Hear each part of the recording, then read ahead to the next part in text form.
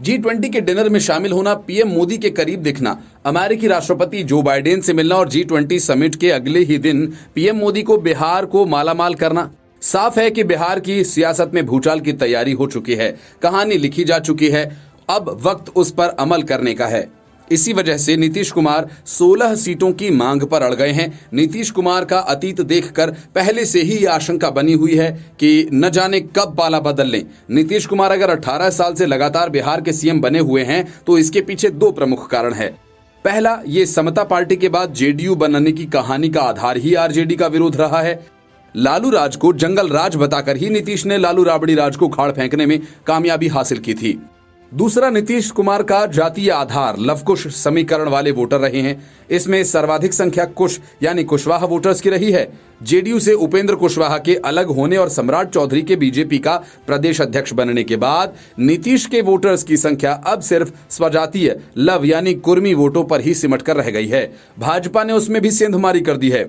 RCP Singh को अपने साथ लेकर भाजपा ने नीतीश के वोट काटने का बंदोबस्त कर दिया। आरजेडी शासन का आतंक झेल चुके वो वोटर बीजेपी और जेडीयू के साथ आए थे, वे भी नीतीश कुमार के आरजेडी के साथ जाने पर बिदके हुए हैं। नीतीश कुमार को महागठबंधन के साथ जाने के बाद अब इस बात का अंदाजा लगाया गया है कि उनसे चूक तो हुई है। शायद यही वजह है कि G20 की बैठक के दौरान राष्ट्रपति की ओर से आयोजित भोज कार्यक्रम में नीतीश कुमार ने शामिल होने का फैसला लिया। भोज में पीएम नरेंद्र मोदी और नीतीश कुमार की जैसी तस्वीरें सामने आई हैं, उसे देखकर किसी को भी सहज भरोसा हो जाएगा जेडीयू और बीजेपी में भीतरी स्तर पर कोई खिचड़ी पक रही है।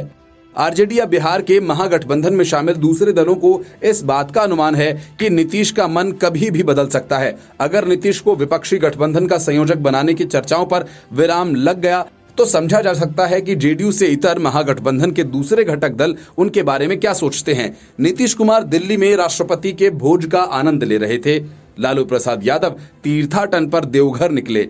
इधर तेजस्वी यादव ने लोकसभा चुनाव के लिए बूथ कमेटी बनाने का टास्क सौंपने के लिए पार्टी नेताओं की बैठक बुला ली। नीतीश को विपक्षी गठबंधन में अपनी औकात का अंदाजा लग चुका है। वे अब किनारे होने का बहाना ढूंढ रहे हैं। इसलिए वे दो बातों को आधार बना सकते हैं। पहला ये कि तेजस्वी यादव अब रेलवे में जमीन के बदले नौकरी मामले में चार्जशीटेड हैं। इसी मामले में जब पहली बार 2017 में तेजस्वी का नाम आया था तो नीतीश ने आरजेडी से पल्ला झाड़ लिया था। अब तो वे चार्जशीटेड हो गए हैं।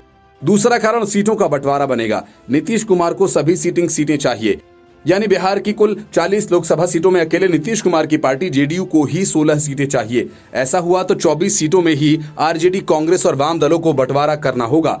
आरजेडी किसी कीमत पर जेडीयू से कम सीटें नहीं चाहेगी। दोनों दलों के बीच अगर बराबर सीटें बढ़ जाएं तो 32 तो इन्हीं के खाते में चली जाएंगी। तब सिर्फ 8 सीटें कांग्रेस और वाम दलों के लिए बचती हैं। कांग्रेस ने पहले ही 10 और सीपीआई ने 5 सीटों पर दावेदारी ठोक दी है। सीट शेयरिंग ही इस बार नीतीश के किनारे होने का बहाना बन सकता है। Bureau report, news of India.